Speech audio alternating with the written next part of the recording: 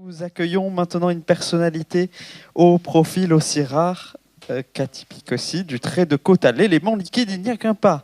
Et si on revient à nos histoires de crayon, je dirais même qu'il n'y a qu'une page à tourner. Nous accueillons maintenant Pierre-Henri de Villeneuve, chef de projet et expert international auprès de l'Office international de l'eau. Bonjour. Merci d'être avec nous. Avec 32 ans d'expérience, vous êtes expert dans la gestion intégrée de l'eau, spécialiste en matière de coordination et de planification des politiques de l'eau. Alors, existe-t-il des eaux sur cette planète où vous n'êtes pas allé, sur lesquelles vous ne vous êtes pas penché? Je vais faire une petite litanie. Autriche, Allemagne, Italie, Espagne, Pays-Bas, Croatie, Estonie, Hongrie, Malte, Pologne, Roumanie, Moldavie, Arménie, Turquie, Ukraine. Est-ce que tout le monde est à la Coupe du Monde? En Afrique du Nord aussi, dans le Caucase et en Asie centrale, ou également en Asie du Sud-Est. L'eau dans l'histoire de l'humanité a souvent été mélangée aux causes de guerre et de paix, d'où le titre de cette session. Peut-être tenons-nous là la véritable origine de l'expression du coup d'épée dans l'eau. Il est grand temps sur ce sujet d'apporter enfin de l'eau à nos moulins. Et c'est à vous, ce micro vous tend les bras.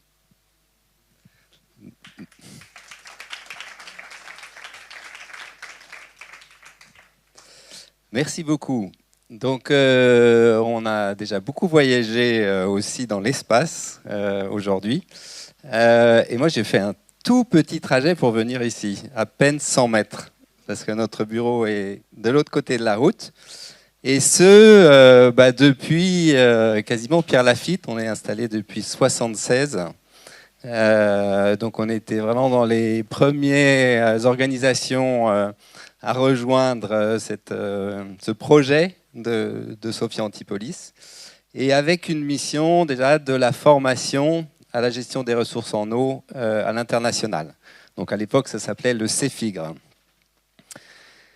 Donc, on va parler aussi de choses plus locales. Et donc, c'est comment influence notamment le changement climatique les bassins, qui est effectivement une unité, on va le voir, qui est capitale pour organiser la vision de comment s'adapter, comment présenter notre expert du CEREMA. Donc, l'OIO, qui a une petite entité, mais qui a aussi une influence assez importante aussi au niveau mondial, en ayant créé en 1994 et en gérant le réseau international des organismes de bassin.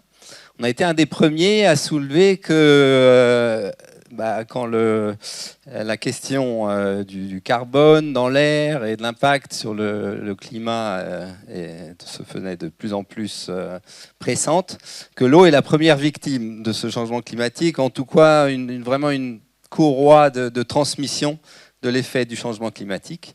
L'eau étant la vie, effectivement, c'est le sujet d'inquiétude et de tension. Donc on en a pas mal évoqué. Je vais aller rapidement pour gagner un petit peu de temps, mais quand même insister sur, dans les phénomènes, l'importance des eaux souterraines. Je trouve ça très intéressant de effectivement souligner la vie dans les sous-sols, mais il y a aussi beaucoup d'eau, et c'est là qu'elle est notamment stockée. C'est un peu une source d'espoir, on va le dire pourquoi, parce qu'effectivement, une autre forme de stockage qui est dans les glaces, elle, ça fond vraiment très vite. Ça, c'est une réalité. Donc, effectivement, comme on parle de solutions fondées dans la nature, stocker de l'eau, comme le fait la nature, dans les sous-sols, donc dans les interstices du sol, ça pourrait nous aider beaucoup.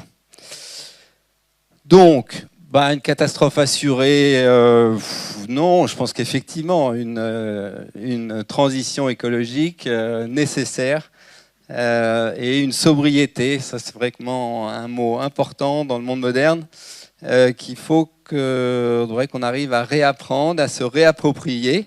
Et puis pour ça, il faut en parler. Ça, c'est très important. On le fait aujourd'hui, donc ça, c'est une très bonne chose.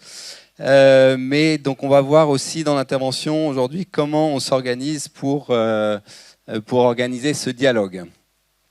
Donc, pour bien se resituer, l'eau, c'est pas une ressource rare, il y en a beaucoup. Ce qui est une ressource rare, c'est l'eau douce, déjà 3% de l'ensemble des ressources en eau. Peut-être un message d'espoir là, c'est que le passage d'eau salée à eau douce, on le maîtrise maintenant d'un point de vue technologique, c'est le dessalement, mais ça demande de l'énergie. Donc si demain on arrive à avoir une énergie un peu pléthorique, on aura quasiment résolu le problème via le dessalement, mais ce n'est pas le cas. Et donc, quand on regarde plus précisément les 3%, on a effectivement une majorité de glaces, mais qui fond assez rapidement.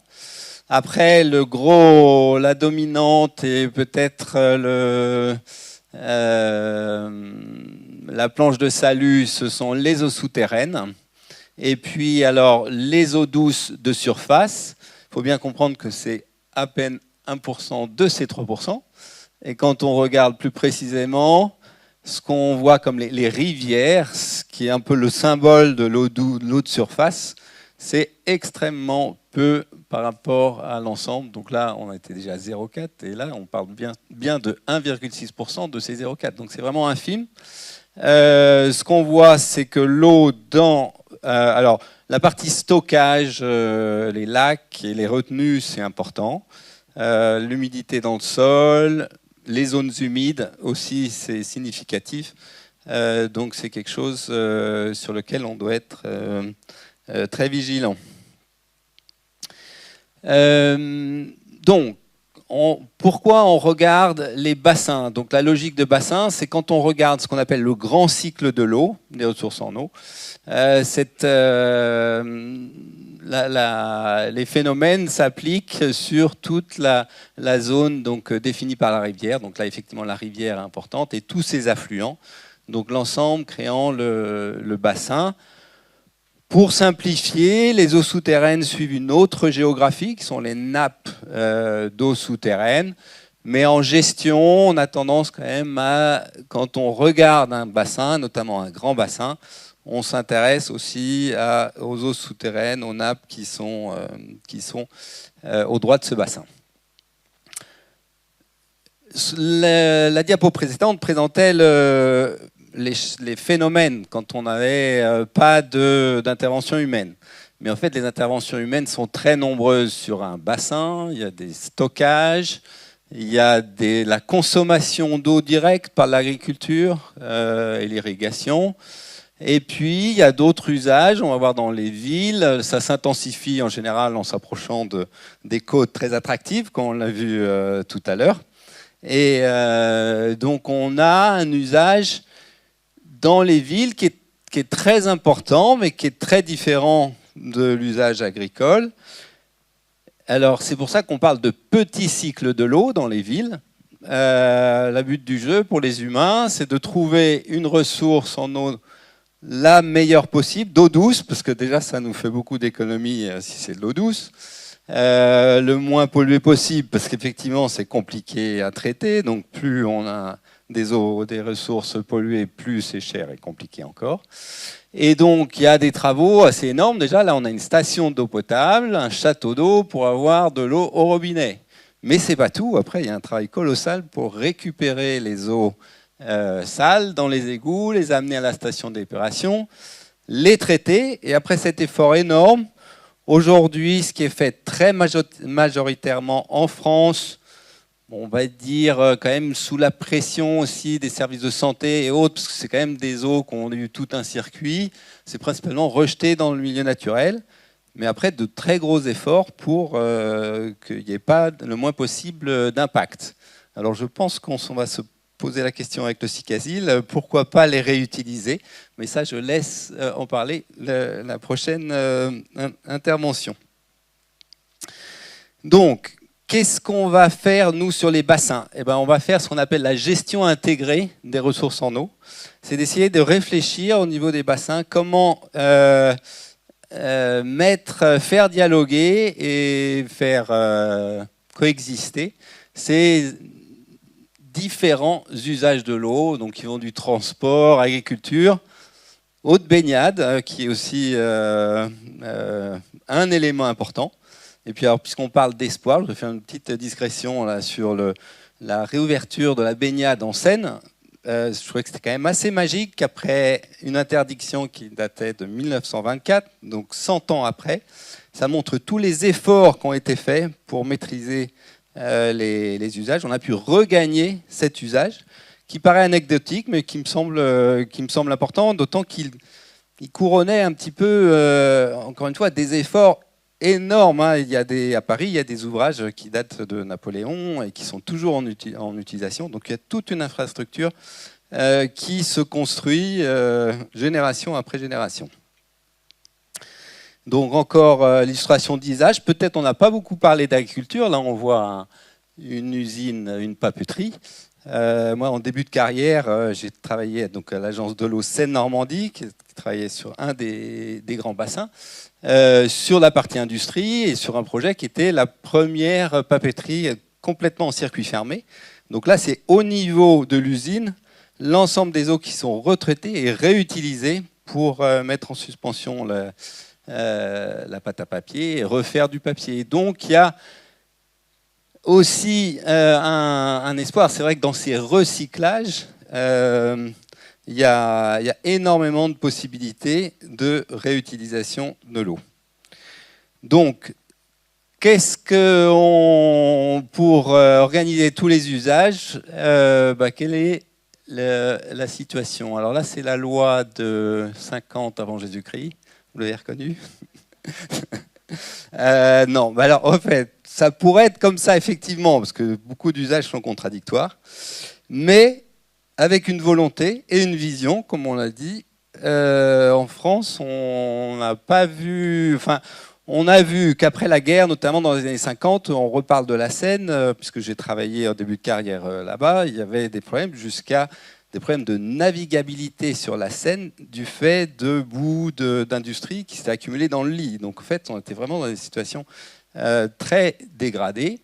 Donc c'est dans 64 qu'a été décidée une gestion intégrée des ressources en eau, suivant 6 grands bassins au niveau national et depuis aussi en Outre-mer, pour développer une gestion dite participative des ressources en eau.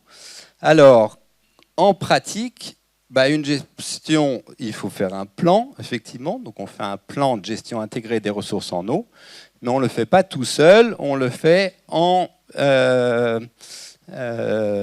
liaison avec les acteurs qui sont réunis dans ce qu'on appelle un parlement de l'eau, suivant les 6 grands bassins au niveau national, mais aussi au niveau outre-mer, avec une répartition, il y a à peu près une centaine de membres, et donc une répartition entre des collèges.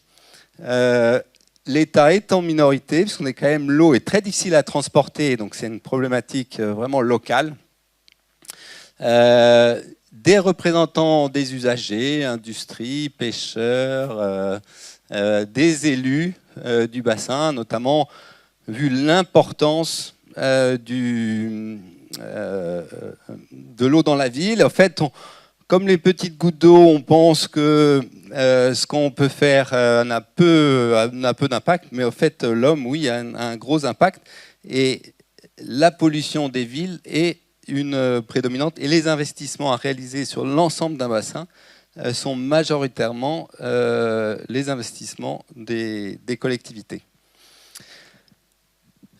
Pour être plus local, quand il y a des discussions, notamment au niveau grand bassin, il y a des commissions géographiques, et donc on voit le littoral PACA-Durance, qui est une des commissions du bassin Rhône-Méditerranée, et encore plus précisément, dans certains territoires, depuis 2009, il y a des discussions avec des parlements plus locaux de l'eau, notamment pour le Var. Donc on a un schéma d'aménagement de gestion de l'eau dans le Var et dans la Siagne. Et récemment, un syndicat qui s'est formé sur l'ensemble donc, des sous-bassins de la région, donc le SMIAG, pour fédérer les actions et les mettre en œuvre. on retrouve des grands opérateurs aussi qui, sur la communauté d'agglo, le SICASIL ou la métropole, qui notamment travaillent sur la partie principalement petit cycle de l'eau.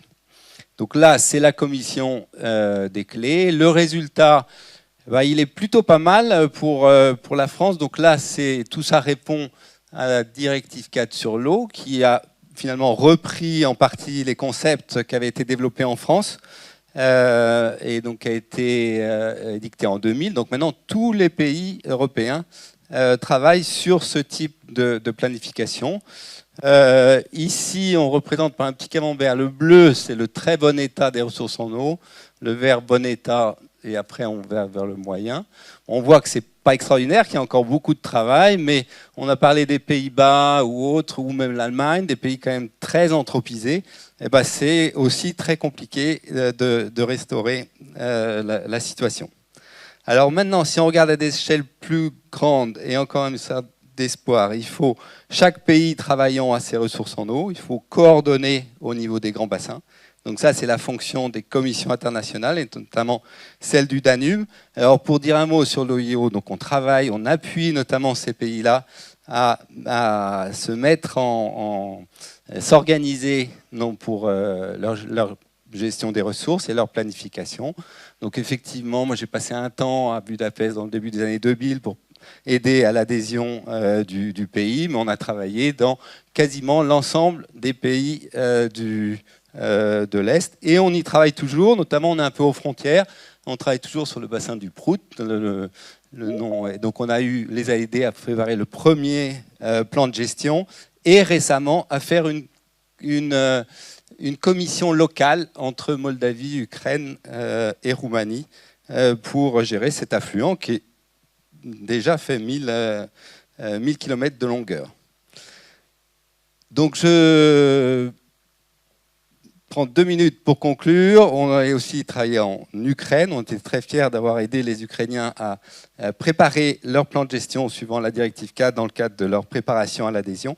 Ils ont adopté l'ensemble de leur plan en fin 2024, ce qui nous donne une grande fierté. Et on a hâte de travailler avec les Bélarusses à l'amont et les Russes peut-être dès que les hostilités seront finies. Et dans ces plans de gestion, on intègre ce qui est nécessaire en reconstruction dans ces programmes de mesure. Donc la situation est très dégradée, mais quand même il y a des forces positives qui travaillent pour essayer d'améliorer les choses.